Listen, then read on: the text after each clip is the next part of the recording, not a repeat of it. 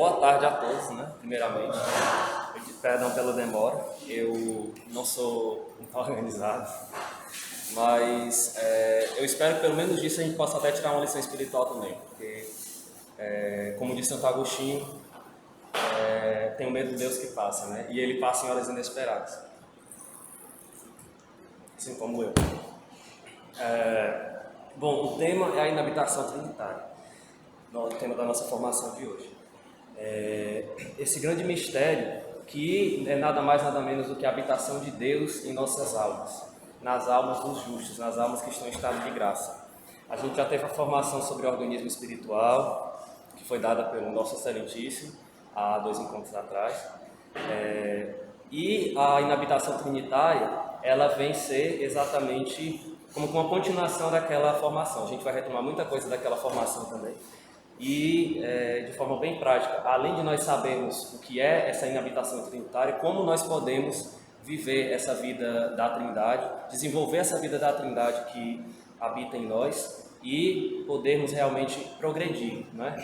Nessa intimidade com esse Deus que habita o coração daqueles que estão em estado de graça, e habita como amigo e habita como pai, certo? A inabitação trinitária, ela, como eu já falei, é nada mais nada menos do que a habitação de Deus em nós, tá certo? A graça santificante, ela dá uma verdadeira e real participação da natureza mesma de Deus. E nesse sentido pode se chamar divina com toda a propriedade exatinante, ou seja, Deus mesmo é que dá a graça, tá certo? Como diz o prólogo de São João, a Deus ninguém jamais viu, né? Mas a unigênito de Deus está na intimidade do Pai, ele não o deu a conhecer. E alguns versículos antes, acho que o versículo anterior, ele disse que a lei foi nos dada por Moisés, mas a graça nos veio por Jesus Cristo. No entanto, é evidente que ela não é o próprio Deus, ou seja, a graça não é Deus. Ela é uma participação na vida de Deus, mas ela não é Deus em si, né? Mas uma realidade criada. É o que nós chamamos de graça criada, tá certo? Por Deus para fazermos participantes de sua própria natureza divina de um modo misterioso, embora muito real e verdadeiro. Porém, essa realidade que é criada, que é a graça santificante, leva sempre consigo, inseparavelmente, a realidade da inabitação trinitária, que é exatamente essa outra realidade absolutamente divina e criada, que não é outra coisa senão o próprio Deus, uno e trino, que vem inabitar no fundo de nossas almas. Ou seja, a vida da graça, ela sempre está atrelada com a inabitação trinitária, certo? Nunca há como separar uma da outra. Até aqui tudo bem? Qualquer coisa vocês podem me interromper e perguntar, sem problemas. Pode falar. Não sei se você pesquisou nas suas pesquisas, porque fala inabitação. Não seria habitação? Inabitação? Parece que é o contrário, né? Parece que é o contrário. Inabitação vem de quê? Inabita, ou seja, habita dentro, tá certo? Nossa, todo mundo tinha essa dúvida. Vem de inabitar, habitar dentro, certo? Ou seja, Deus habita dentro do coração do justo. Grande do Deus. Isso, desabitado. Bom, e a habitação trinitária, inabitação trinitária, ela é uma realidade que está muito clara na Sagrada Escritura, algo que é muito presente na tradição da Igreja, e é uma realidade que nós podemos constatar no Novo Testamento com muita facilidade, né? Nós podemos ver ali, quando o Nosso Senhor, na última ceia, ele diz: se alguém me ama, guardará a minha palavra, e meu Pai o amará, e nós viremos a ele, e nele faremos nossa morada. Ou seja, o Nosso Senhor aqui está dizendo que cada palavra aqui a gente depois vai meditar, parar para refletir um pouco, cada uma delas é cheia de significado, mas o Nosso Senhor está dizendo o quê? Que quem me ama, ou seja, a realidade da caridade, né? Quem me ama guardará a minha palavra, ou seja, fará a vontade do Pai, estado de graça, né? E meu Pai o amará, e nós viremos a Ele, nele faremos nossa morada, moraremos nele. Ou seja, o justo é morada de Deus, Nosso Senhor na última ceia. Ainda o apóstolo São João, ele vai dizer: nós conhecemos e cremos no amor que Deus tem para conosco. Deus é amor, e quem permanece no amor permanece em Deus e Deus nele. Ainda, São Paulo aqui vai insistir muito, né? Quem nunca leu São Paulo dizendo várias vezes e repetindo a mesma tecla: não sabeis que sois o templo de Deus e que o Espírito de Deus habita em vós? Se alguém destruir o templo de Deus, Deus o destruirá. porque o templo de Deus é sagrado, e isto sois vós. Ou não sabeis que o vosso corpo é templo do Espírito Santo, que habita em vós, o qual recebestes de Deus, e que por isso mesmo já não vos pertenceis, porque somos o templo de Deus vivo. E ainda São Paulo a Timóteo, acho que é a Timóteo: guarda o precioso depósito pela virtude do Espírito Santo que habita em nós. Ou seja, é uma realidade que no Novo Testamento vai sendo cada vez mais repetida, né? Sobretudo São Paulo. E é interessante nós notarmos por que é atribuído ao Espírito Santo, né? Vós sois templo do Espírito Santo. É importante nós vermos aqui, esclarecermos desde o início, que não se trata de que o Espírito Santo tem uma presença que o Pai e o Filho não têm, mas é que como a obra de Deus em nós é essa obra de amor, e o Espírito Santo é o próprio amor, nós atribuímos essa obra ao Espírito Santo. Mas é uma morada comum às três pessoas divinas, tá certo? Como vem depois dizer aqui, se atribui essa inabitação ao Espírito Santo não porque caiba uma presença especial do Espírito Santo, que não seja comum ao Pai e ao Filho, mas por uma muito conveniente apropriação, já que é esta a grande obra de amor de Deus ao homem, e ao Espírito Santo o amor essencial no seio da Santíssima Trindade. Ou seja, o Pai eterno ama o Filho eterno com amor eterno, e o Filho ama o Pai, né? O Filho eterno ama o Pai com amor eterno, e o amor do Pai entre o Pai e o Filho é uma pessoa divina, uma pessoa eterna, que é o Espírito Santo, certo? E o testemunho da tradição, ele é unânime também. Só um parênteses aqui que eu não falei no início, estou me baseando no livro O Grande Desconhecido, do Antônio Rui Marim, e As Três Idades da Vida Interior, do Garrigou Lagrange, tá certo? A parte que eles falam lá sobre a inabitação trinitária. Dá para vocês acharem em PDF na internet, tranquilamente, tá bom? O testemunho da tradição é unânime também nesse sentido. Pela voz dos primeiros mártires, né? Pelos padres, o ensinamento dos santos padres e pelo ensinamento oficial da igreja. A gente vai ter, por exemplo, Santo Inácio de Antioquia, nas cartas dele, ele chama os cristãos de portadores de Deus, por exemplo. E essa doutrina é comum já na igreja primitiva. Nós podemos ver isso na realidade dos mártires, né? Quando a gente olha, por exemplo, na realidade dos mártires, algumas atas dos martírios, nós vemos que eles não querem trair a Cristo, eles não querem queimar incenso a César, eles não querem profanar o seu corpo, que é templo do Espírito Santo. Eles sabem que eles são habitados e eles preferem perder a própria vida do que perder o tesouro que eles trazem dentro de si, né? E aqui só o exemplo de Santa Luzia, que ela responde a Pascásio, o prefeito de Siracusa: as palavras não podem faltar aos que em si levam o Espírito Santo. Aqui Santa Luzia falando. E ele pergunta: então o Espírito Santo está em ti? Assim é, todos os que levam vida casta e piedosa são templo do Espírito Santo. Ou seja, essa consciência, Deus habita em mim e, portanto, eu não posso trair esse amor que me habita, né? Os mártires tinham isso muito presente, né? Sobretudo no início da igreja. E entre os padres gregos, a gente pode ver, por exemplo, Santo Atanásio. Ele vai dizer que as três pessoas divinas estão em nós. São Basílio vai dizer que o Espírito Santo, por sua presença, nos faz cada vez mais espirituais e conformes à imagem do unigênito. São Cirilo de Alexandria vai igualmente tratar dessa íntima união do justo com o Espírito Santo e assim por diante. Os padres latinos, Santo Ambrósio ensina que nós recebemos no batismo o Espírito Santo e mais ainda com a confirmação, né? Nós recebemos o Espírito Santo com o batismo e mais ainda com a confirmação. E ainda Santo Agostinho, que prova que, segundo o testemunho dos padres mais antigos, não é só a graça que nos é dada, mas o próprio Deus, o Espírito Santo e seus 7 dons. Ou seja, é uma realidade que a igreja cada vez mais professou, uma realidade que desde o início da igreja está lá muito clara, testemunhada na Sagrada Escritura.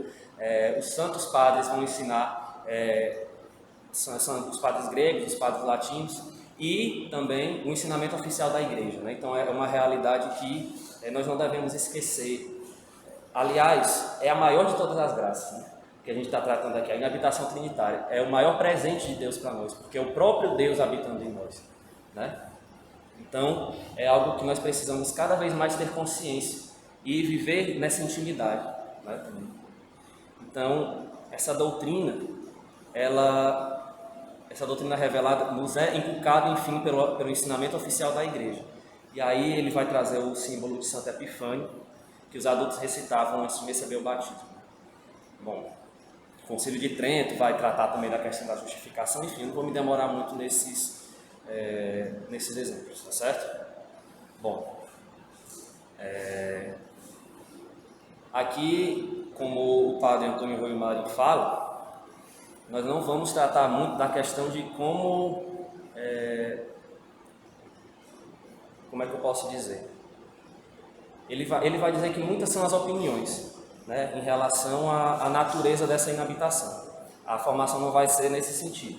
A gente vai seguir Rui Marinho, que vai nos dizer como é o modo em que isso se realiza. Né? Mais do que o modo que isso se realiza, nos interessa o fato da inabitação em si mesma, né, no qual estão absolutamente de acordo todos os teólogos católicos. Em primeiro lugar, antes de tratar da inabitação em si, que eu já falei um pouco o que ela é importante nós distinguirmos algumas presenças de Deus, né? Porque se nós pararmos para pensar, existem vários tipos de presenças. Antônio Rui Maria, ele traz 5, certo? A primeira é a presença pessoal e hipostática. Não vou escrever não. Ela é exclusiva de Jesus Cristo. Vou escrever, tá?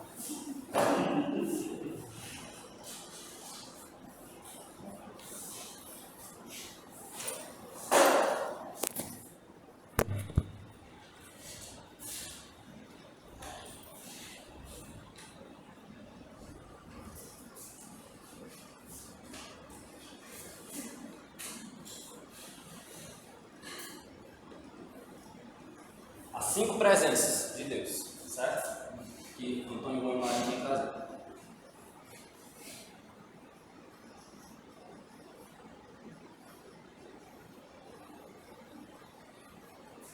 A primeira é uma presença de imensidade.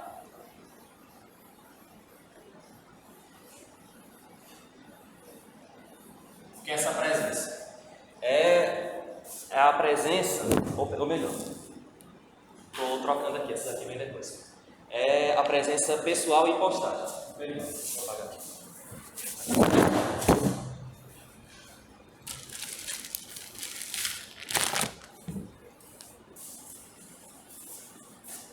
Essa presença é a presença exclusiva de Jesus Cristo.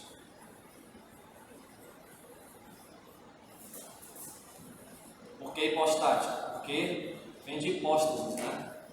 E trata exatamente da união da natureza divina com a natureza humana na pessoa divina do Verbo. Jesus Cristo é a segunda pessoa da Santíssima Trindade e ele se encarnou. E ele veio a essa terra, tudo semelhante a nós, exceto no pecado. E Deus habita nele, não a modo de tempo, é a própria personalidade divina. Ou seja, é uma presença exclusiva de Deus em nosso Senhor Jesus Cristo. Certo? Essa é a primeira presença, a presença hipostática. Pessoal e hipostática, certo? Presença pessoal e hipostática. A segunda é a presença eucarística.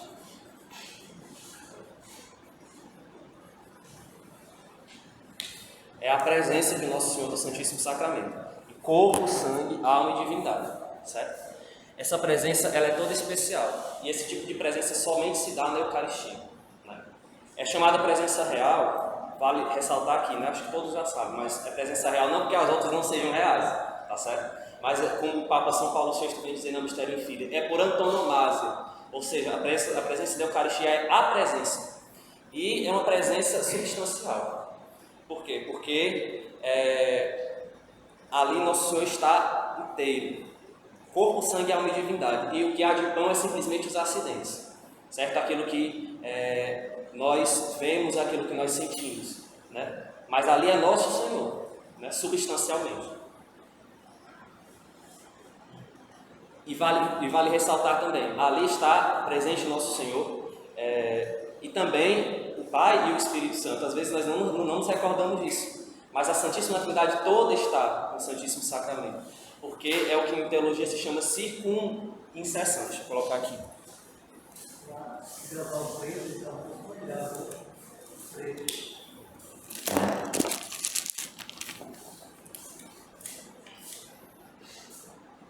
Circuncisão.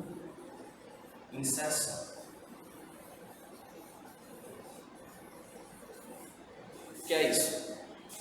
O Pai, as três pessoas da Santíssima Trindade, cada uma está presente na outra. O Pai está todo no Filho e no Espírito Santo, o Filho está todo no Pai e no Espírito Santo, e o Espírito Santo está todo no Pai e no Filho. De modo que onde está uma pessoa da Santíssima Trindade, está as outras.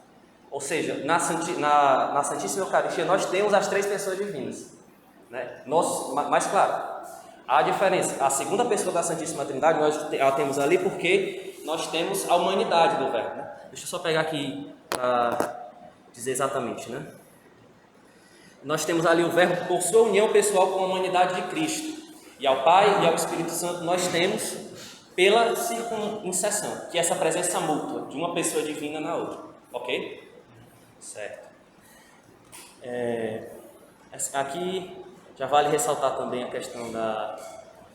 Acho que a gente deixa um pouco para frente, certo? Que é o que ele chama de todos os sacramentos e tudo. A gente ainda vai voltar para essa presença real quando a gente for para os meios, né? Que é que essa alimentação trinitária influi na nossa espiritualidade. A gente ainda vai voltar para essa presença eucarística. Vou deixar isso aqui mais para frente. Pode falar.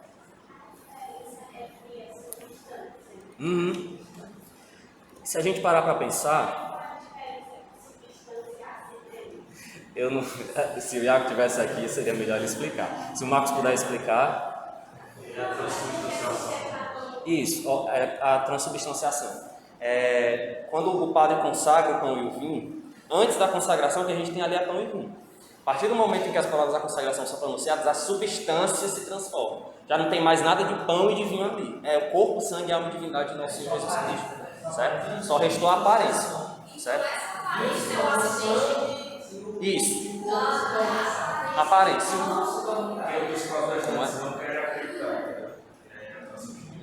E o vinho se torna como sangue e o pão se torna como carne. Então, se não se torna como? Se torna de fato. De fato.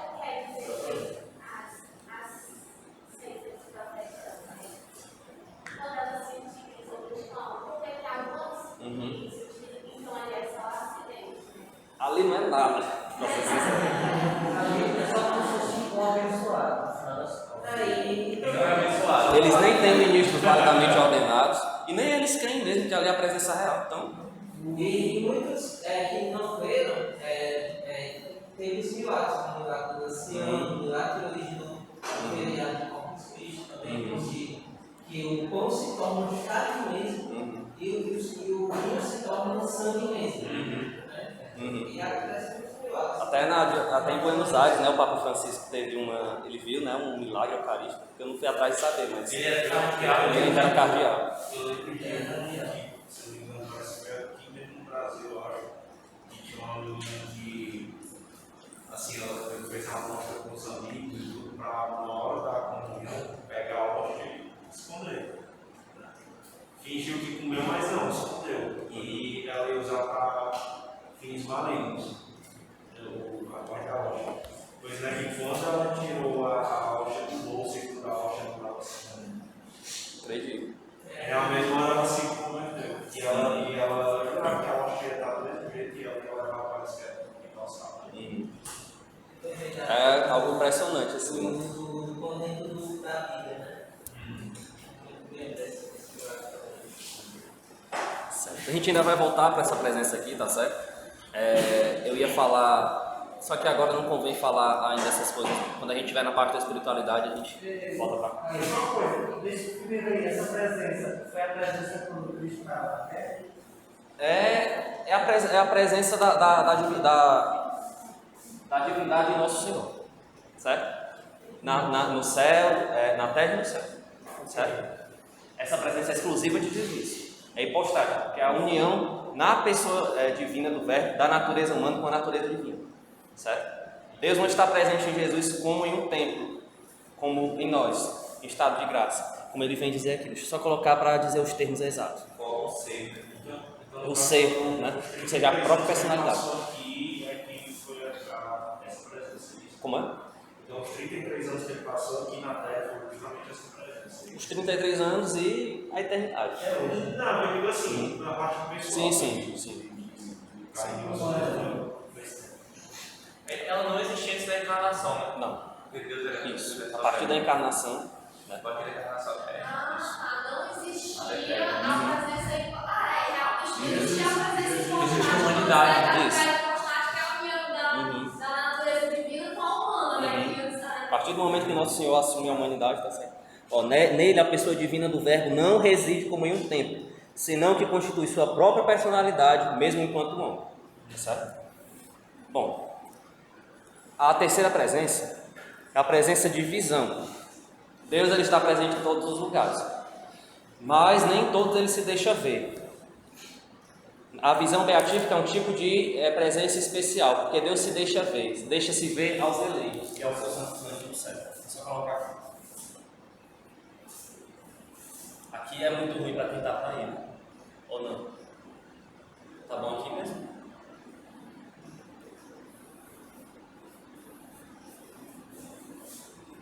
Presença de visão. Ou seja, no céu Deus deixa-se ver. Nós temos ainda uma quarta. Deixa eu colocar aqui. Que é uma presença de imensidade.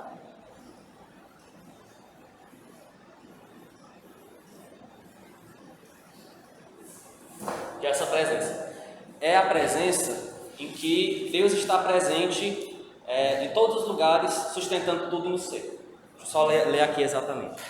Um dos atributos de Deus é sua imensidade, em virtude da qual Deus está realmente presente em todas as partes, sem que possa existir criatura ou lugar algum onde não se encontre Deus. E essa presença, ela vem, por exemplo, nós podemos ver lá na Bíblia, quando no Salmo 138 nós dizemos: aonde irei, né? Se eu subo até o céu, aí estás. Se eu desço até o abismo, estás presente. Ou seja, Deus está presente em todas as partes, né? E isso por três formas, né? Por três capítulos ele vem falar. Por essência,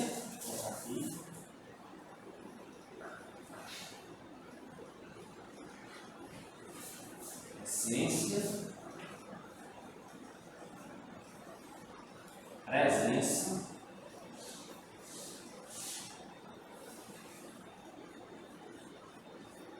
e potência.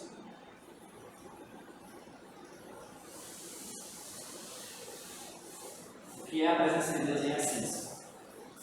Deus está sustentando tudo a todo momento no ser. As coisas só existem porque a todo momento Deus está lhes dando o ser, né? Às vezes as pessoas têm uma mentalidade que Deus cria e pronto, deixa lá, né? Não, em todo momento Deus está comunicando o ser, né? E se Deus pudesse dormir, Ele acordaria sem as coisas. Ou seja, Deus o tempo todo está me sustentando, te sustentando e sustentando o universo inteiro no ser. Como o Padre Antônio Marinho vai trazer o exemplo da usina hidrelétrica. Ela a todo momento está gerando energia para que a lâmpada fique acesa. No momento que a usina hidrelétrica parar de mandar essa energia, a lâmpada apaga. Da mesma forma, Deus está sustentando a todo momento a criação do ser. Presença. Essa presença, ela vem se tratar exatamente... Deus tem diante de seus olhos tudo, né? Deus tem diante de seus olhos todos os seres criados, sem que nenhum deles possa se esconder de Deus, se subtrair dessa visão de Deus. Um só instante de sua visão divina, né? E por fim, essa visão de potência. Tudo está submetido a Deus, ao seu poder. E se Deus quisesse, Ele poderia aniquilar a sua própria criação, certo? Tudo está submetido ao poder de Deus, certo? Não seria mal. Ele é bom de Não, assim, não, mesmo que se ele aniquilasse, acho que não seria mal, né? É dele, né? Ele pode, ele sabe tudo. Porque como ele quem criou, não é injusto que ele tire. Assim, levando em conta que Ele prometeu a Noé, né? Que Ele não mandaria o dilúvio, né? Seria injusto, porque não foi isso que Ele prometeu, né? Mas a princípio, sim, não seria. Se a gente Se ele quisesse matar Adão e Eva, depois Se ele não tivesse prometido, se ele não tivesse feito nenhuma promessa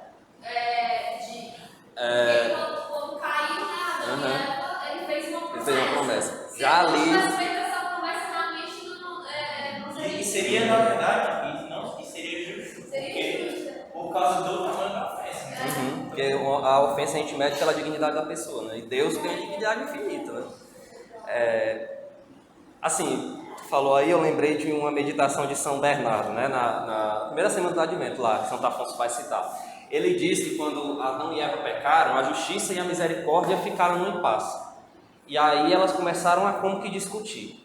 A justiça perguntou para a misericórdia: se Adão não for castigado, como é que eu vou ficar? E a misericórdia: se Adão não for perdoado, como é que fico eu? Aí ficou nessa coisa. Ou seja, Deus realizou a justiça. O homem saiu do paraíso, perdeu seus dons preternaturais, teve agora que viver uma vida de sofrimento.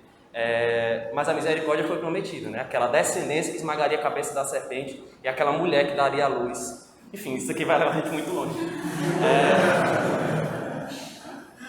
Então, por potência, enquanto que Deus tem submetidas ao seu poder todas as criaturas, com uma só palavra Ele as criou e somente com uma palavra poderia aniquilá-las. Tá certo? Alguma dúvida? Alguém? Uma dúvida. A presença do tipo B, né? Uhum. Seria de imensidade por presença. Uhum. Ela corre na alma do pecador também? Sim, sim. A presença de imensidade, Deus está presente até no inferno, porque Ele está sustentando o ser dos próprios demônios, certo? Eles não têm a inabitação, Deus não habita neles como habita no justo, né? Como essa inabitação ela é para quem? Para os membros da igreja militante que estão em estado de graça, as almas do purgatório e os eleitos. Mas essa presença de imensidade é comum até aos demônios no inferno e as almas em pecado mortal, porque Deus está sustentando no ser a todo instante. Mas a questão é que na inabitação, Deus ele é como se tivesse dando intimidade, né? No pecador ele só está lá. Isso, sustentando no ser, certo? E as outras também, sustentando no ser, tendo sempre o pecador diante de seus olhos e tendo o pecador submetido também ao seu poder, certo? Isso daqui é comum a toda a criação. No caso, por exemplo, já aconteceu ao longo da história, esses santos mesmo, aparições de Jesus e santos. No caso, quando vem dizer a Deus, qual seria essa presença que eles estão tendo? Eu não vou arriscar não responder essa pergunta. Assim, essa presença de visão, eu não sei se chega a ser relacionada às aparições particulares, tá certo? Porque aqui se trataria da visão beatífica, Deus se deixando ver. Claro, enfim, eu não gostaria de dizer uma resposta assim, tá certo? Mas qualquer coisa... É tipo que aconteceu com Santo Tomás de Aquino. Que ele teve uma visão do nosso Senhor. Uhum. Eu não diria com certeza que se trata dessa presença de visão, tá certo? Uhum. Mesmo porque as revelações particulares, elas sempre se moldam ao recipiente que as recebe, né, por assim dizer. Ou seja, os pastorinhos viram o inferno conforme a capacidade deles, tá certo? Por exemplo, tá bom? Deu para entender? Enquanto que no céu a gente vê Deus tal como Ele é, tá bom? Certo. E por fim, a presença de inabitação, que é Deus uno e trino habita na alma justificada pela graça. Aqui eu queria só abrir um parênteses para a gente comentar aquelas palavras de Nosso Senhor na última ceia. Tu ia fazer alguma pergunta, Samuel? Eu ia só completar o comentário do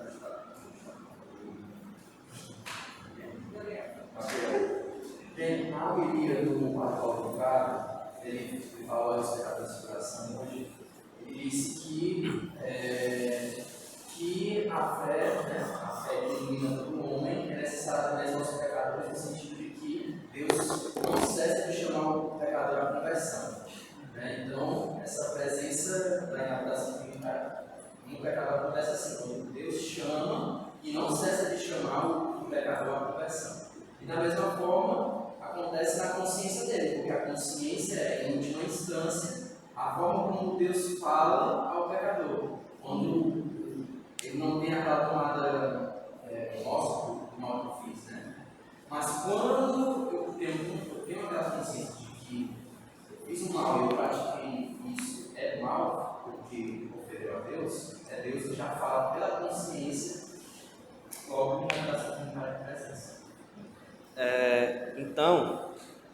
essa inabitação, assim, pelo que eu li, acho que não chega a ser uma inabitação trinitária. O que é que se trata a inabitação? Só adiantando um pouco. Deus habita como amigo. E ele habita como amigo, e lógico, o que é o pecado? É inimizade com Deus. Por isso que uma pessoa em pecado mortal, ela não tem a inabitação trinitária dentro de si. Deus é expulso do coração da pessoa. Essa inabitação, essa presença de Deus no pecador, como eu já falei, além da imensidade, sem dúvida nenhuma, existe aquele apelo, né, de Deus que o tempo todo vai chamando na consciência, vai tentando de todas as formas atrair o pecador, né? E nós podemos ver isso claramente, né? Aquela presença, né, que a gente pode ver, por exemplo, no livro do Apocalipse: eis que estou à porta e bato, e que, lógico, sempre conta com a liberdade do homem, de abrir ou não a porta, né? Agora, enfim, inabitação trinitária em si, Deus habita como amigo, tá certo? Deus habita como amigo e como pai. Então vamos lá. Nosso Senhor, na última ceia, ele falou: se alguém me ama, cumprirá meus mandamentos, e meu Pai o amará, e nós viremos a ele, e nele faremos a nossa morada. Cada uma dessas palavras é cheia de significado. Se nós pararmos para analisar, viremos. Quem vai vir?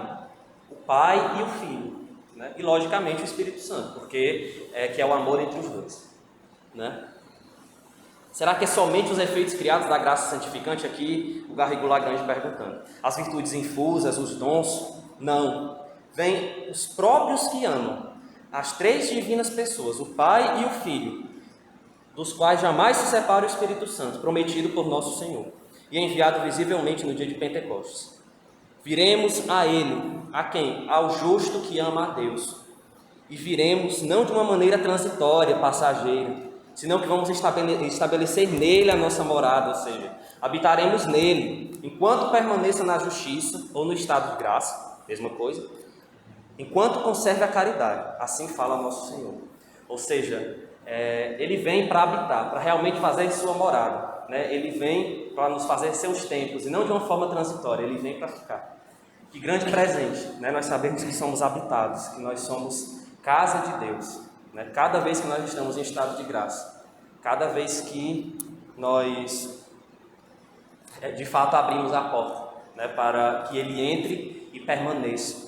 Deus que nunca nos violenta, Deus ele sempre conta com a nossa liberdade, né? Que por si mesmo é interessante nós notarmos, o passo primeiro sempre é de Deus. Até mesmo aquele movimento inicial da minha conversão, claro, sempre conta com a minha liberdade, mas a graça já estava ali. Deus sempre dá o primeiro passo, certo? Então essas palavras, elas são confirmadas por aquelas outras da promessa do Espírito Santo, que nosso Senhor diz: rogarei ao meu Pai, e Ele vos dará outro Consolador, para que eternamente permaneça em vós, e assim por diante, né? A gente pode ler lá no Evangelho de São João. E essas palavras não foram ditas somente aos apóstolos ali na última ceia, né? E o Espírito Santo foi enviado a eles no dia de Pentecostes. Esse mesmo Espírito Santo, nós o recebemos no dia do nosso batismo, e, além disso, esse Espírito Santo se renova dentro de nós no dia da nossa confirmação, né? no dia da nossa crisma. Bom, portanto, o justo possui a Deus em seu coração, mas mais ainda o possui Deus a ele, e o contém em si, conservando não somente sua existência natural, mas a vida da graça e a caridade. Alguma dúvida? Então, aí, no caso dos pagões não tem habitação, Não. só a partir do batismo. Isso. Certo? Aqui, inclusive, tem uma citação que é de um padre, o Antônio Roimari vem trazer essa citação, que aqueles que... Deixa eu pegar essa citação aqui, literalmente, para eu não acabar dizendo coisas fora assim de lugar.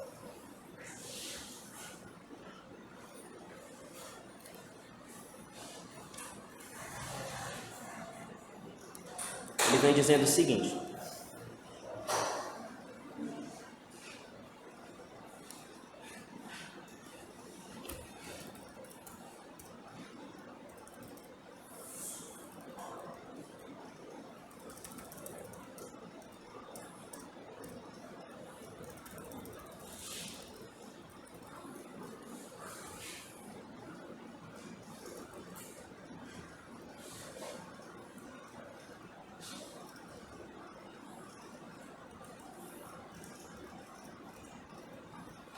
E depois, quando eu encontrar a citação, eu posso colocar lá no grupo.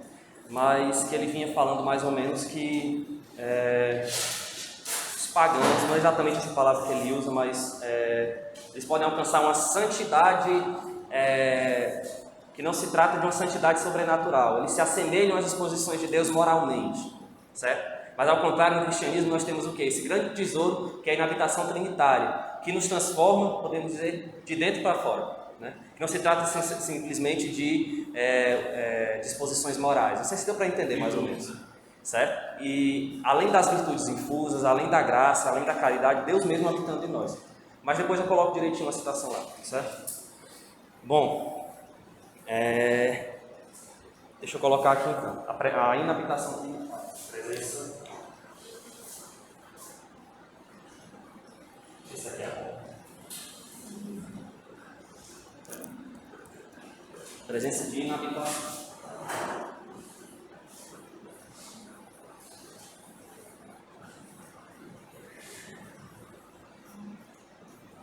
E essa presença de inabitação de Deus que habita como amigo, de Deus que habita dentro da alma em estado de graça, de Deus que faz dessa alma o seu templo, nós temos então que, de fato, daí Deus habitando na alma em estado de graça, né, justificada pela graça, Ele vem exatamente ser pai e amigo. Deus habita como pai e como amigo, certo?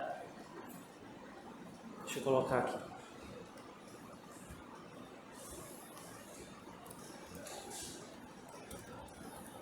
Certo. Mas em que se distingue essa presença de inabitação da presença de imensidade? Bom, essa presença é preciso esclarecer que a presença especial de inabitação exige e pressupõe a presença geral por imensidade, sem a qual não seria possível. Ou seja, em primeiro lugar, Deus está presente em imensidade. Isso daqui é comum a tudo. Aos demônios, aos santos, aos eleitos, a quem está na terra, enfim, toda a criação. Se não tivesse isso daqui, seria impossível a inabitação. Ou seja, porque Deus está sustentando no ser natural, antes de estar sustentando a vida sobrenatural, que seria a presença de inabitação. Tá certo? Então, sem a presença de imensidade, não haveria a presença de inabitação.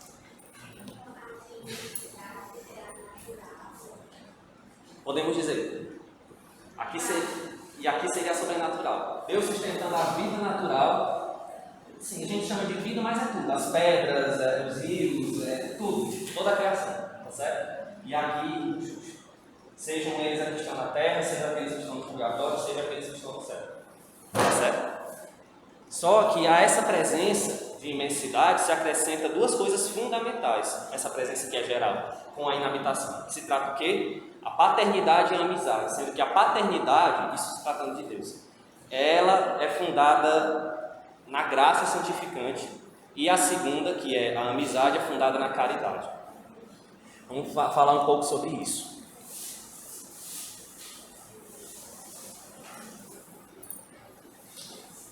Deus é Pai.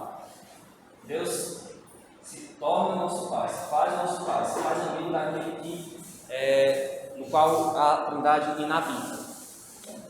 Não se pode dizer que um Criador seja pai daquilo que ele fez. Eu não posso dizer que um pintor, que o Leonardo da Vinci é o pai da Mona Lisa, por exemplo, né? Eu não posso dizer isso.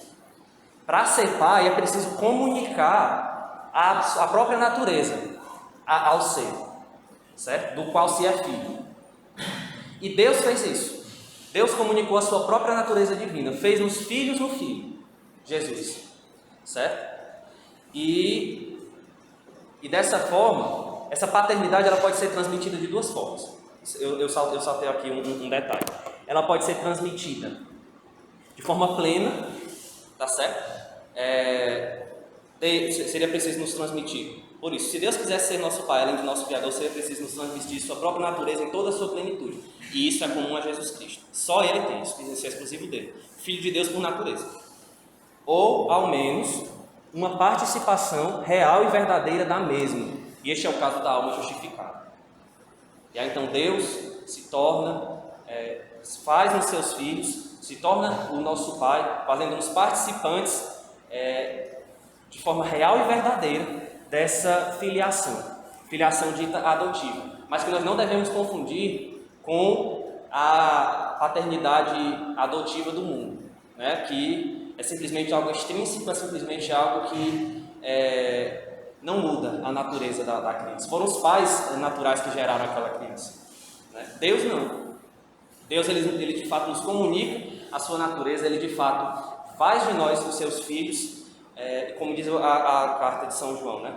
Vede que grande presente de amor o Pai nos deu, de sermos chamados filhos de Deus, e nós somos de fato. Ou seja, não é algo simplesmente que Deus foi lá no cartório e assinou. Mudou de dentro para fora. Deus nos comunicou a sua vida. Deus veio morar em nós e fez de fato seus filhos no Filho Jesus. Tá certo? E além disso, nós temos uma outra coisa muito importante, que é a amizade.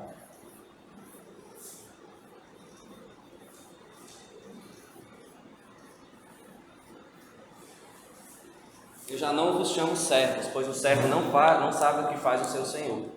Eu vos chamo meus amigos, pois vos dei a conhecer aquilo que o Pai me revelou. Nosso Senhor falou na última ceia. Essa amizade, ela é inseparável dessa realidade. A graça santificante nunca está só. Leva consigo o maravilhoso cortejo das virtudes infusas, entre as quais se destaca, como a mais importante e principal, a caridade sobrenatural. A caridade estabelece uma verdadeira e mútua amizade entre Deus e os homens. É sua própria essência. Por isso, ao se infundir na alma, juntamente com a graça santificante e a caridade sobrenatural, Deus começa a estar nela de uma maneira inteiramente nova. Já não está simplesmente como autor, mas também como verdadeiro amigo. Eis aí o segundo aspecto intrínseco da divina inabitação. Deus como Pai, Deus como amigo. Certo? Alguma dúvida? Então, é o mistério da inabitação trinitária. Tá certo? De Deus que vem, que faz nos seus filhos e que nos dá a sua amizade, que faz nos seus amigos. Deus habita como amigo. Deus faz nos seus filhos e de fato realiza essa obra maravilhosa, dando a si mesmo como o maior de todos os presentes. Tá certo? Bom, qual a finalidade? A gente vai correr que o tempo está um pouco adiantado, mas vai dar tempo.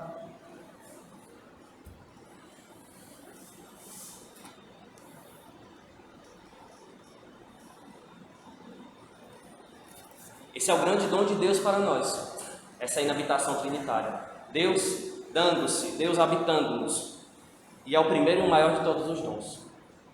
Como foi dito há 2 formações atrás, um mendigo que esteja na graça santificante é mais rico, que esteja em estado de graça, que seja amigo de Deus, que tenha a Trindade dentro de si, ele é mais rico do que um rei com todas as suas regalias, com todos os seus banquetes, que esteja em pecado mortal.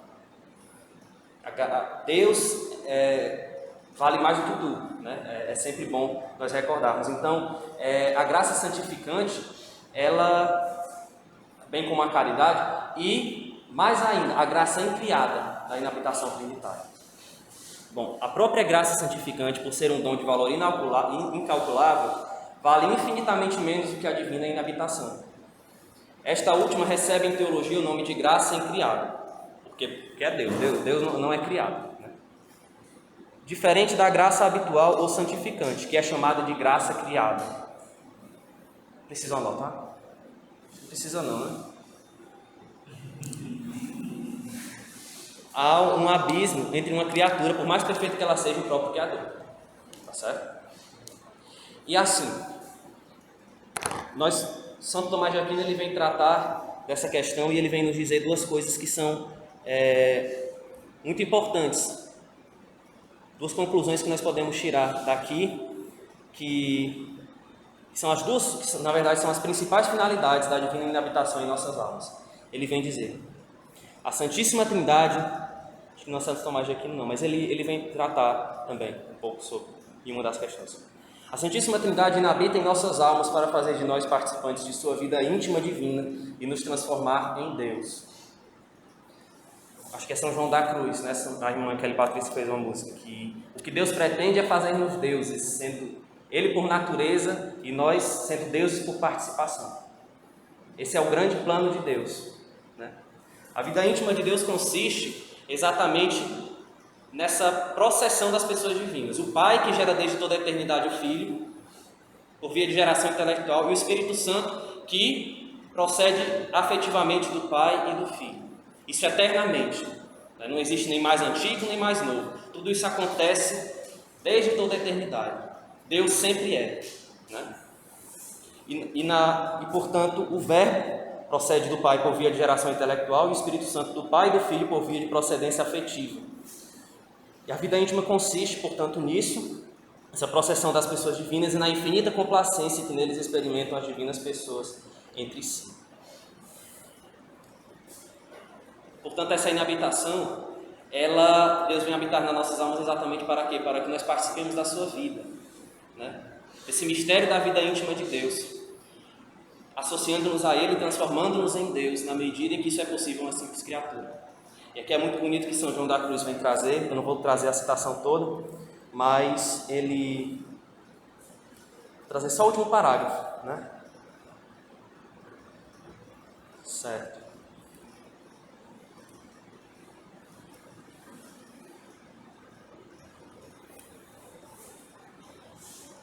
Nisto consiste, o final do penúltimo e último agora. Nisto consiste a transformação da alma nas três divinas pessoas, em poder, sabedoria e amor. Nisto também torna-se a alma semelhante a Deus, e para chegar a este fim é que foi criada a sua imagem e semelhança. Ó almas criadas para estas grandezas, e a elas chamadas, que fazeis? Em que vos entretendes? Baixezas são vossas pretensões, e tudo quanto possuís não passa de misérias. Ó miserável cegueira dos olhos de vosso espírito, pois para tanta luz estáis cegas, para tão altas vozes sois surdas. Não vedes que enquanto buscais grandezas e glórias, permaneceis miseráveis e vis, sendo ignorantes e indignas de tão grandes bens. Ou seja, São João da Cruz dizendo, olha, Deus está chamando a gente para ser participante da vida dele, para ser semelhante a ele, e um dia estar com ele no céu, né? Tudo mais é o quê? Né? O fim último da nossa vida é o quê? Dar glória a Deus. Ele nos criou para sermos felizes, e essa felicidade, nós podemos participar nessa vida, participando da vida divina desse Deus que vem habitar em nós, e em plenitude nós haveremos de participar no céu.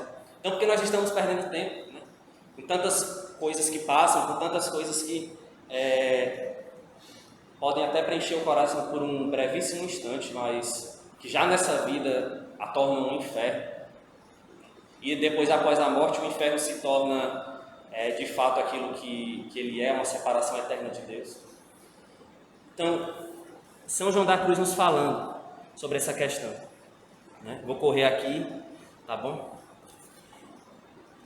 Uma coisa que vale sempre recordar: essa transformação em Deus, essa união mística, não é para almas eleitas, né? No sentido de almas especialíssimas. Isso daqui é o comum. Nós somos chamados a isso, né? Eu e você, né? Isso daqui não é para almas escolhidas, especialíssimas, não. E se nós não chegamos lá ainda é por causa da nossa miséria. Mas Ele está chamando, o Rei está o tempo todo nos convidando a entrar nas moradas. Né? Isso daqui não é algo extraordinário, porque é a vida de Deus, né? É sobrenatural. Mas nós podemos alcançar isso no ordinário da nossa vida, né?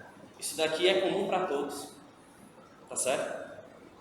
E aqui só voltando à questão de São João essa questão das baixezas, né? De São João da Cruz, que faz esse chacoalhão em nós, né? Se nós tivéssemos noção do que é o pecado mortal, né? Que extingue a vida da graça em nós, que extingue a caridade e que expulsa essa presença divina, né? O pecado parece ser simplesmente uma frivolidade, mas foi preciso que Deus se encarnasse e se fizesse homem e morresse numa cruz para que nós víssemos a gravidade do pecado. Fulton Sheen disse que a biografia dele é o crucifixo. E eu acho que cada um de nós podemos dizer a mesma coisa. Na coroa de espinhos nós podemos ver o nosso orgulho. Nas mãos perfuradas nós podemos ver o nosso desejo de possuir egoisticamente. No coração transpassado nós podemos ver o nosso amor desperdiçado em egoísmos. Então foi o nosso pecado que pregou Cristo ali, né? Então, pode falar. Não, e no caso os pés seriam feitos também. Ele fala que é a fuga do pastoreio. Acredito que seja isso. Ele era bispo, né? Então, nós sempre meditarmos que o pecado mortal ele extingue isso daqui, né? Então, portanto, a primeira coisa, a Santíssima Trindade inabita em nossas almas para fazer de nós participantes de sua vida íntima divina e nos transformar em Deus. E a segunda coisa, a Santíssima Trindade inabita em nossas almas para nos dar a plena possessão de Deus e o gozo fruitivo das divinas pessoas. Ou seja, Deus se dá, é uma plena possessão. E dá-se para que nós gozemos dele, para que nós desfrutemos da presença dele, certo? Isso aqui é diferente da presença de imensidade, porque se nós formos olhar, é até interessante a comparação que se faz. A presença de imensidade ela é comum a toda a criação, mas vejam, quem tem essa presença aqui não possui a Deus, porque uma coisa é você morar perto de um banco, mas outra coisa é você ter o dinheiro que está lá dentro, não é verdade? Quem tem a presença de imensidade tem a presença de Deus que é comum, que sustenta no ser, enfim, mas não possui a Deus. É como se fosse um pobre do lado de uma grande riqueza. Agora aqui não. Aqui, Deus, nós o possuímos, certo? Essa riqueza é nossa. É como se aqui a gente tivesse a riqueza dentro da nossa casa, mas até essa comparação não serve, porque a casa é a nossa alma, né? Pode falar.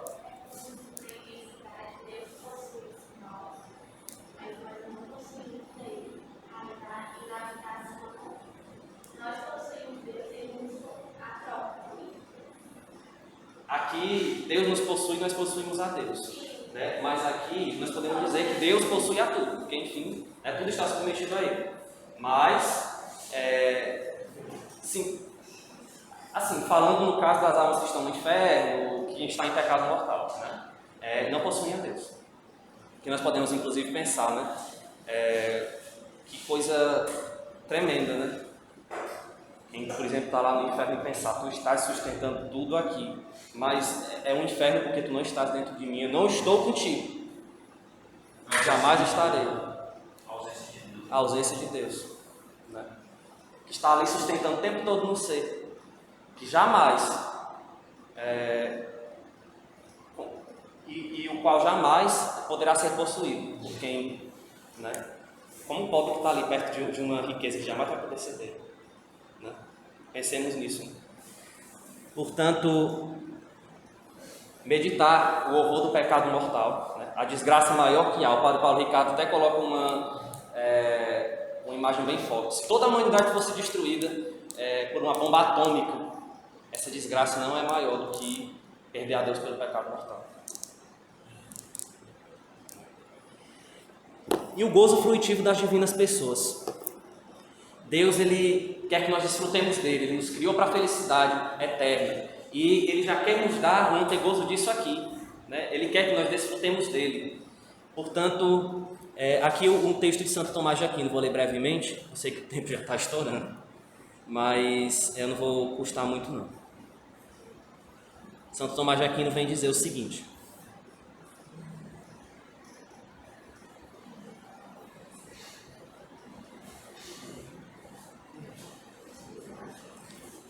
não se diz que possuímos senão aquilo de que livremente podemos usar e desfrutar. Ora, somente pela graça santificante temos a possibilidade de desfrutar da pessoa divina, potestatem fluendi divina persona. Pelo dom da graça santificante, a criatura racional é aperfeiçoada, não só para usar livremente daquele dom criado, senão para gozar da própria pessoa divina. Isso daqui é lindo, né? Isso daqui é maravilhoso. Nós podemos desfrutar de Deus, da presença de Deus. E os místicos, eles têm isso de uma forma experimental, né? Isso daqui a gente está falando aqui, mas é preciso viver, na verdade. E os místicos, eles, por exemplo, São João da Cruz, Santa Elizabeth da Trindade, Santa Teresa d'Ávila, quando eles vão falar sobre essa questão de desfrutar de Deus, chegando na sua intimidade, eles nem encontram as palavras, porque o amor chega a um ponto que não é impossível, né, se traduzir com palavras da terra, né? É algo que precisa ser experimentado, né? E como eu já falei, a via mística não é para altos eleitos, né? Isso aqui é para nós, né? Para o povão, para nós. Então, eu queria só trazer aqui, que é muito bonito, esse trecho aqui de Santa Teresa d'Ávila, nas Sétimas Moradas, tá certo? O nosso bom Deus quer já tirar-lhe as escamas dos olhos, bem como que veja e entenda algo da graça que lhe é concedida, embora isso se efetue de modo um tanto estranho. Introduzida a alma nesta morada, mediante visão intelectual, se lhe mostra, por certa espécie de representação da verdade, a Santíssima Trindade, Deus em 3 pessoas. Primeiro lhe vem ao espírito uma inflamação que se assemelha a uma nuvem de enorme claridade. Ela vê então nitidamente a distinção das divinas pessoas, por uma notícia admirável, que lhe é infundida. Entende com certeza absoluta serem as 3 uma substância, um poder, um saber, um só Deus.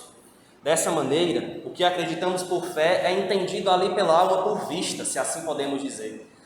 Embora não seja vista dos olhos do corpo nem da alma, porque não se trata de visão imaginária. Ou seja, Santa Teresa está tentando encontrar aqui alguma forma de explicar isso daqui. Na 7ª morada, comunicam-se com ela e lhe falam as 3 pessoas. Elas lhe dão a entender as palavras do Senhor, que estão no Evangelho, que viria a Ele com o Pai e o Espírito Santo para morar na alma que o ama e segue seus mandamentos. Oh, valha-me Deus, isso aqui é cara de Santa Teresa, né? Valha-me Deus, né? Ouvir essas palavras e crer nelas é uma coisa, entender a sua verdade pelo modo de que falo é algo inteiramente diverso. E cada dia se espanta mais essa alma, porque lhe parece que as 3 pessoas nunca mais se afastaram dela. Pelo contrário, vê nitidamente do modo que dissemos que estão em seu interior, e no mais íntimo de si, num lugar muito profundo, que ela não sabe especificar porque é ignorante, percebe em si essa divina companhia. Ou seja, a isso Deus nos chama, né? A essa intimidade, a essa posse, a esse fruir de Deus, certo? Alguma dúvida?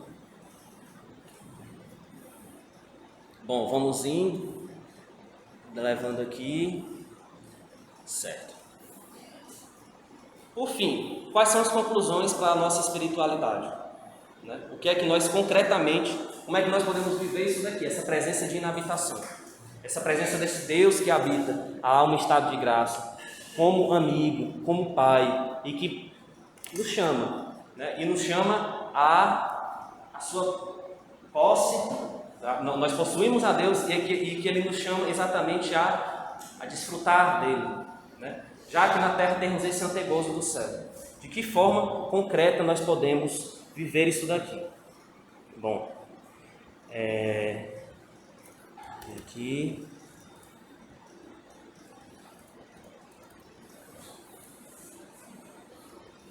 Aqui o Padre Antônio Rui Marinho ele vem trazer o seguinte: vale a pena, pois, fazer de nossa parte tudo quanto pudermos para nos dispor, com a graça de Deus, a gozar, ainda neste mundo, desta inefável experiência trinitária.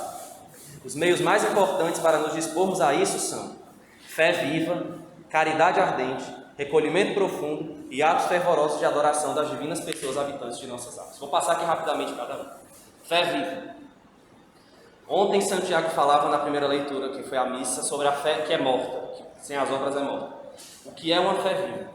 Em primeiro lugar, a fé nós sabemos que é o meu assentimento ao Deus que revela. Eu creio naquele que revela e, portanto, eu creio em tudo que Ele diz, porque Ele não se engana nem engana ninguém. Né?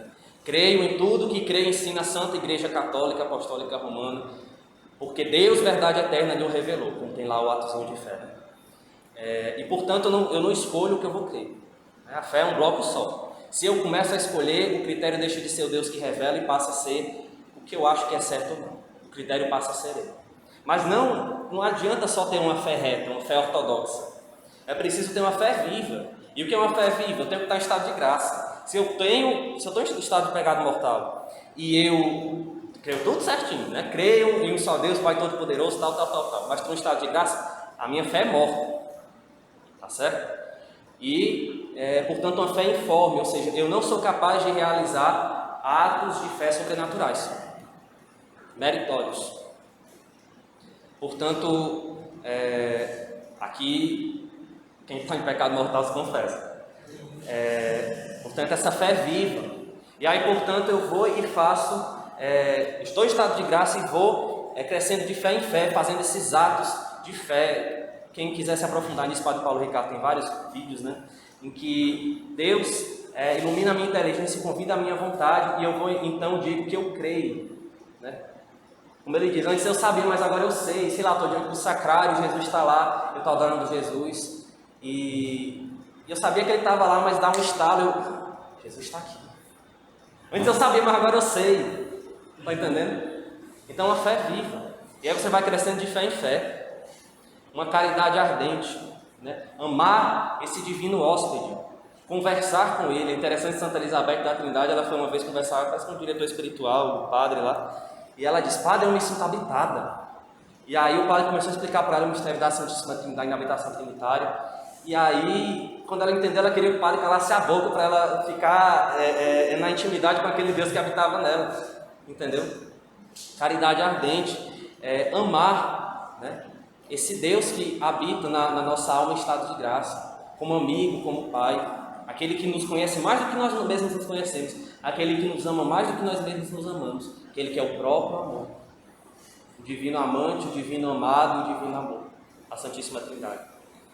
Recolhimento profundo, aquela atitude de Maria de Betânia que se coloca aos pés do Mestre para ouvi-lo, aquele que é o único necessário, o único que tem palavras de vida eterna. Portanto, esse recolhimento profundo. Pegando aqui um exemplo, 3 exemplos na verdade, é impossível você querer ver as estrelas do céu, a poeira estelar, no meio da cidade com os postes ligados. Fecha teus postes e vai lá para o meio do campo que você vê, né? Ou ainda, é impossível ouvir o canto de um pássaro no meio do pancadão, por exemplo, né? É impossível ouvir qualquer coisa, na verdade, né? Mas desliga a tua caixa de som para você ouvir o canto do passarinho. E eu acho que talvez seja muito difícil sentir o cheiro de uma flor do campo se tem outras fragrâncias muito fortes exalando no ar. Ou seja, Deus, foi para Eliseu, foi para Elias, a Nirvana pode dizer com certeza, foi para Elias, que houve aquela manifestação de Deus. Deus não estava em nada avassalador, Deus estava na brisa suave. Elias, né? Ou seja, recolhimento. Se recolha dentro de você, né? Para adorar essa presença que é mais presença do que você. Ele é aquele que é, e você sem ele é aquele que não é. Nem na natureza, porque Deus, se dormisse tu já era, e nem na questão da inabitação, porque aqui Deus sustenta a tua vida natural, aqui Deus sustenta a tua vida sobrenatural, né? E por fim, esses atos fervorosos de adoração, então eu me coloco diante de Deus, reconheço o meu nada e reconheço que Ele é tudo. E enfim, os sacramentos, né? Nosso Senhor instituiu o sacramento para exatamente, aqui já é o final, gente, sério mesmo, para exatamente nos dar a graça santificante. Deixa eu só colocar aqui. Eles foram instituídos por Jesus Cristo precisamente para nos dar ou aumentar a graça santificante. O batismo e a penitência, para aquele que recebe esta última nas devidas condições, depois de ter perdido a graça por causa do pecado mortal, produzem na alma a divina inabitação, ou seja, você não era batizado, você se batizou. Deus te deu um organismo espiritual, Deus começou a te habitar, certo? A inabitação trinitária. Deus habita em ti como amigo e como pai. E se você se você cometeu um pecado mortal, você perdeu essa inabitação. Mas se você vai lá e se confessa, Deus volta a habitar em ti.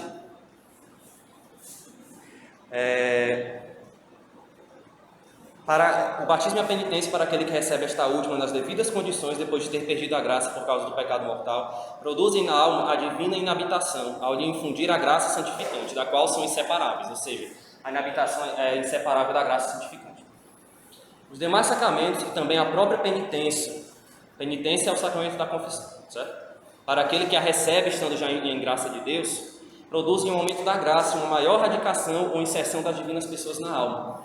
Ou seja, se confessa não só quando tu peca mortalmente, né? Se você se confessa dos pecados veniais sinceramente arrependidos, não simplesmente por costume, não simplesmente porque, é o dia da minha confissão, porque a gente tem que tomar muito cuidado com isso, né? A gente tem que levar isso muito a sério. Não façamos a confissão uma rotina, né?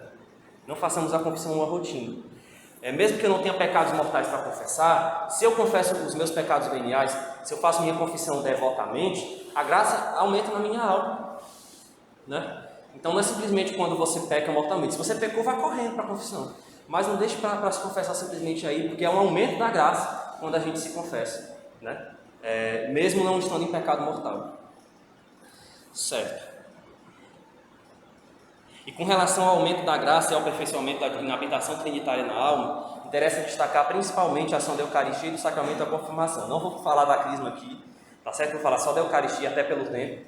Mas quem quiser, está lá no Grande Desconhecido do livro do Antônio Roio Marinho, ele fala bem direitinho da confirmação, os deveres do confirmado, que ele recebe a graça para poder testemunhar e defender a fé, certo? Bom, a Eucaristia, a gente volta aqui para essa presença eucarística. É o maior de todos os sacramentos. Se não existe Eucaristia, não existe igreja, certo? É o cume da vida cristã, é o ápice da vida cristã, como vem dizer, acho que São João Paulo II. Nela, não somente recebemos a graça, nós recebemos o próprio autor da graça, Jesus Cristo, em corpo, sangue, alma e divindade. Recebemos a água juntamente com a fonte ou manancial de onde ela brota. Mas o que muitos cristãos ignoram é que, juntamente com o Verbo encarnado, recebemos na Eucaristia o Pai e o Espírito Santo. Como eu já falei, o mistério da circuncisão, certo? As três pessoas divinas estão uma na outra, certo? O Pai todo no Filho e no Espírito Santo, o Filho todo no Pai e no Espírito Santo, o Espírito Santo todo no Pai e no Filho.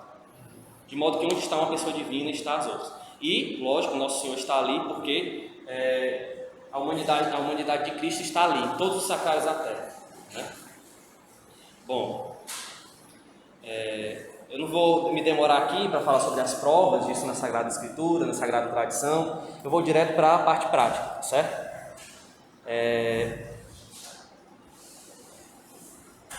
Vem aqui.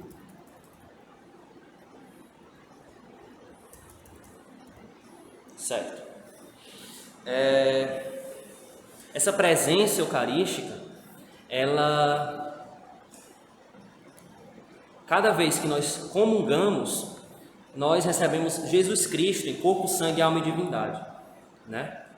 Na Eucaristia, juntamente com a humanidade e a divindade de Cristo, o Filho de Deus, estão também o Pai e o Espírito Santo, embora por distintas razões, como eu já expliquei. O Verbo se faz presente na Eucaristia em virtude de sua união hipostática com o corpo e o sangue de Cristo, enquanto que o Pai e o Espírito Santo estão presentes em virtude da circuncisão trinitária. Cada comunhão eucarística bem recebida, a alma do justo tem uma mais penetrante inabitação ou inserção das divinas pessoas. Cada comunhão que você recebe, você cresce mais em intimidade com esse Deus, certo? Portanto, comunguemos devotamente. Comunguemos, mais uma vez, não como rotina, né? Não como costume meramente, mas comunguemos devotamente, sabendo que Jesus está ali, juntamente com o Pai e o Espírito Santo. Desejei ardentemente comer convosco esta Páscoa. Jesus desejou ardentemente. E a gente às vezes deseja, às vezes a gente falha nesse desejo. Então comunguemos e comunguemos com amor. Jesus vem por amor e Ele quer ser recebido com amor, por amor, né? Aqui só um detalhe, tá certo? Que vem do Garrigou Lagrange, que eu achei bem interessante. Eu vou ler aqui rapidamente para vocês. Só um minuto. Ele fala o seguinte, que a presença da inabitação trinitária, isso aqui é fantástico. Deixa eu só achar aqui. Oxe. Peraí. Tá aqui. Ele vem falar o seguinte: essa presença trinitária da inabitação da Santíssima Trindade, ela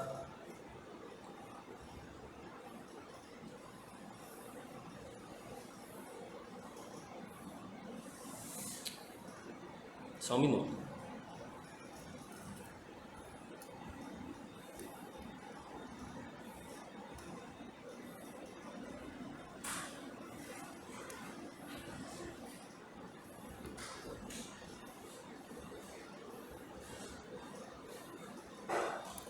Ele vem exatamente comparar a presença da inabitação com a presença eucarística. Ele vem dizer o seguinte, que é o Garrigo Lagrange. Segundo esta doutrina, a Trindade Augusta habita na alma do justo mais e melhor, em certo sentido, calma lá, em certo sentido, que o corpo do Salvador na hóstia consagrada. Ele vem explicar. Por quê? Na hóstia consagrada, Jesus está real e substancialmente presente. Mas nem o pão e nem o vinho amam Jesus. Nem o pão nem o vinho amam Jesus. Deus está presente em nós, divino hóspede, e espera o nosso amor. Eu achei isso daqui bem interessante. Na hóstia consagrada está real e substancialmente. Mas a hóstia nem o conhece nem o ama. Enquanto que a Santíssima Trindade está na alma do justo como em um templo vivo, que conhece e ama a seu augusto hóspede. E aqui ele vem dizendo, habita nas almas bem-aventuradas, etc. Calma lá. Por que eu falei calma lá? Agora vem outra questão para esclarecer isso aqui.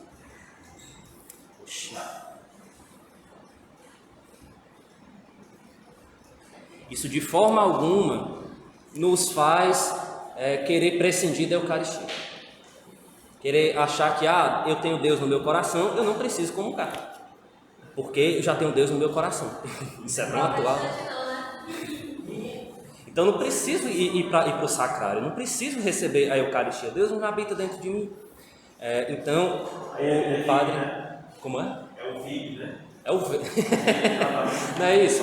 Você pensa assim, caramba, Deus habita em ti como a Bíblia. Geralmente essa pessoa nem se confessa, né? Conversar com o padre para Deus habita em ti como amigo. Caramba, meu irmão, né? Tem a inabitação trinitária.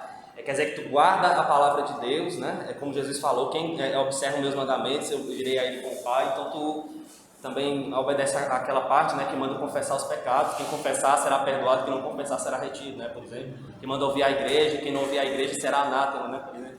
Então, assim, nós não podemos prescindir da Eucaristia, jamais. Jamais. Quando a igreja diz, por exemplo, que a Eucaristia é o cume da vida cristã e é a fonte de todos os sacramentos, por exemplo, é que sem Eucaristia não existe igreja, por exemplo, né? Aqui eu quero pegar só para a gente concluir a citação do Garrigo Lagrange.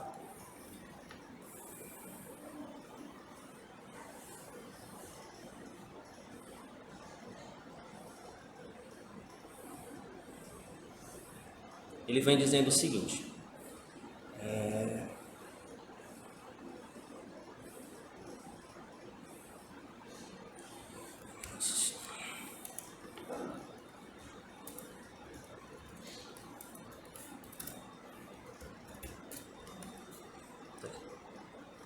esta íntima presença da Santíssima Trindade em nós não há de ser pretexto para deixar de nos aproximarmos da Eucaristia ou de orar junto ao tabernáculo, porque essa augusta presença, essa augusta Trindade habita com muita maior intimidade que em nós, na alma santíssima do Salvador, pessoalmente unida ao Verbo. Todos os sacrários da terra. Se nos traz grande proveito nós nos acercarmos de um santo, ele vai dizer, quanto mais, por exemplo, São Curadás, né, teve acho que foi um ateu que foi lá em Ars para desmascarar São João Maria Vianney, voltou de lá e disse, eu vi Deus no homem. Quanto mais nós nos aproximarmos do próprio Deus, presente no sacrário, Jesus, corpo, sangue, alma e divindade, né? Podemos dizer-lhe, quando estejamos junto a Ele, vem e toma posse de mim, Escuta a minha oração, Senhor, Tu em mim e eu em Ti. E aí, nós lembramos também, por exemplo, da Virgem Maria, né? Que ela possa nos ajudar a vivermos a nossa vida espiritual, vivermos a nossa vida em intimidade com esse Deus que nos ama, com esse Deus que nos habita, né? Ela que é a filha predileta do Pai, a mãe admirável de Deus Filho, a esposa fidelíssima do Espírito Santo, templo sagrado da Santíssima Trindade, paraíso de carne do novo Adão. Que ela possa nos ajudar a vivermos na intimidade com Ele, né? Maria trocou as fraldas de Deus. Quem é que tinha mais intimidade com Deus do que ela, né? Ela era a única mãe que, como disse Fulton Sheen, todas as mães olham para o céu e agradecem o dom que renovou a humanidade. Mas Maria não ergueu os olhos para o céu. Maria baixou os olhos porque ela tinha o céu nos seus braços. Então que ela possa nos ajudar a podermos crescer na intimidade com Ele, a podermos amá-lo, a podermos progredir de fé em fé, de amor em amor e podermos assim corresponder a esse amor que nos ama e que quer a nossa santificação, que quer a nossa felicidade, que não é outra coisa senão Ele mesmo. Então, para encerrar, eu gostaria de... Sei que eu já falei para encerrar um bocado de vez, mas dessa vez é sério.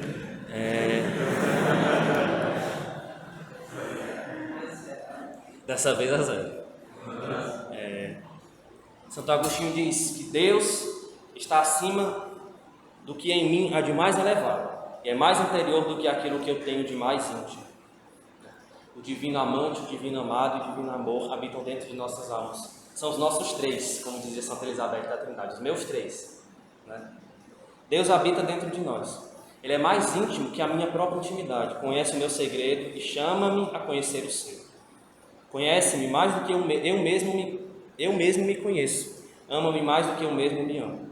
Deus que é mais amigo que qualquer amigo, mais pai do que qualquer pai, mais apaixonado do que qualquer amante. E aí nós podemos pensar, o que é que realmente importa? Tudo mais se nós não o temos. Se nós podemos ter tudo, mas se nós não tivermos a Deus, nós de fato não temos nada, né? Nós, como já citei o exemplo lá do pobre mendigo, né? Se nós formos na nossa miséria, se tivermos a Deus, nós temos tudo, né? E de fato, nós precisamos ter sempre consciência disso. Deus não está distante de cada um de nós, né?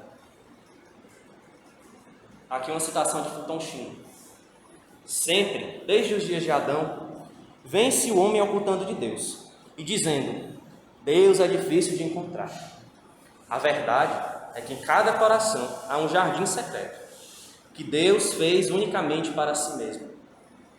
Esse jardim está trancado, como uma adega para depósitos de segurança, e tem duas chaves. Deus fica com uma. Por isso, a alma não pode deixar entrar ninguém mais senão Deus. O coração humano tem a outra chave. Por isso, a alma não pode. Por isso, nem mesmo Deus pode nele entrar sem o consentimento do homem.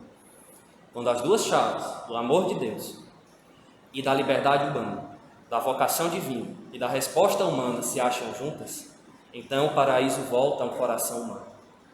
Deus está sempre no portão daquele jardim com sua chave. Nós pretendemos procurar nossa chave, tê-la perdido, ter desistido da procura, mas durante todo o tempo está ela em nossa mão, se quiséssemos mesmo vê-la. A razão de não sermos felizes como santos está em que não queremos ser santos. Fulton Sheen no livro Angústia e Paz. Então, se você está em estado de graça, Deus habita em ti como amigo.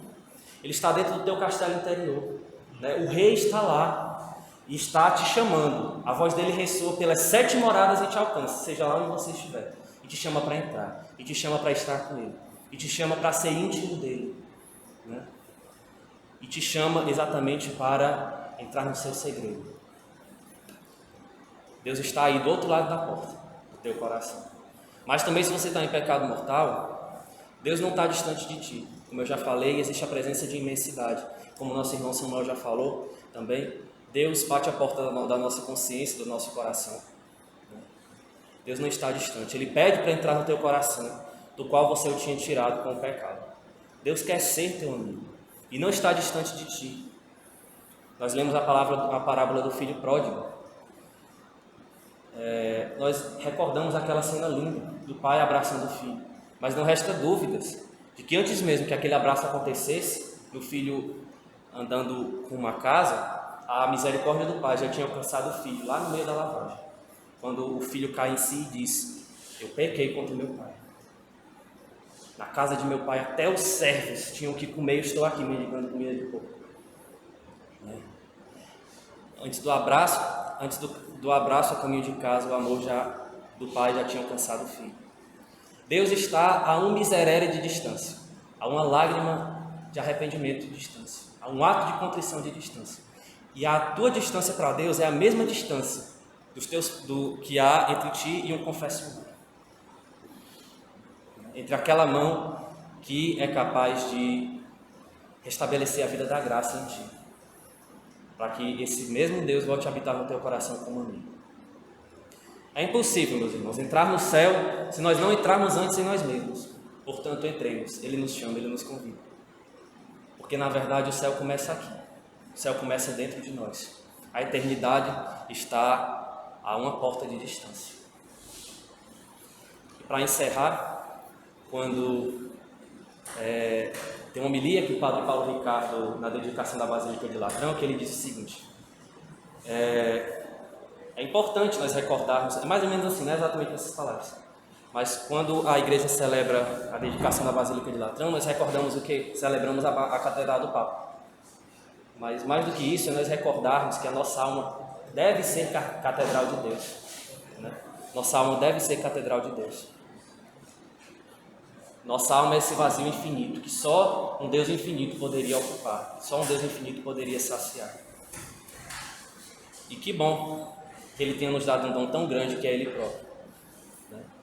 Nós somos vasos de barro tão frágeis, né? Tão simples. Mas que bom que nós temos um oleiro tão habilidoso. Ele sabe de que barro somos feitos, como diz um salmo, e Ele não desiste de nós. O que Ele nos pede é que nós sejamos dóceis às inspirações do Espírito Santo, aos seus chamados, que nós ouçamos a sua voz e correspondamos ao seu amor. Que bom! Né? Que bom que em um vaso tão frágil Deus tenha querido colocar um tesouro tão grande, que é Ele próprio. Né? Que alegria, meus irmãos, céu na terra encontrei. O céu é Deus e na minha alma Ele está. Vamos então encerrar. Gostaria de ler para encerrarmos essa poesia de Santa Teresa d'Ávila e então depois faremos a nossa oração. Alma, buscar-te-ás em mim e a mim buscar-me-ás em ti. De tal sorte pôde o amor, alma em mim te retratar, que nenhum sábio pintor soubera com tal primor tua imagem estampar. Foste por amor criada, bonita, formosa e assim, em meu coração pintada. Se te perderes, amado, alma, buscar-te-ás em mim. Porque sei que te acharás em meu peito retratado, tão ao vivo desenhado, que em te olhando folgarás, vendo-te tão bem pintado. E se acaso não souberes em que lugar me escondi, não busques aqui e ali, mas, se me encontrar quiseres, a mim buscar-me-ás em ti. Sim, porque és meu aposento, és minha casa e morada, e assim chamo no momento em que de teu pensamento encontro a porta cerrada. Busca-me em ti, não por fora, para me achares ali. Chama-me, que a qualquer hora a ti virei sem demora, e a mim buscar-me-ás em ti.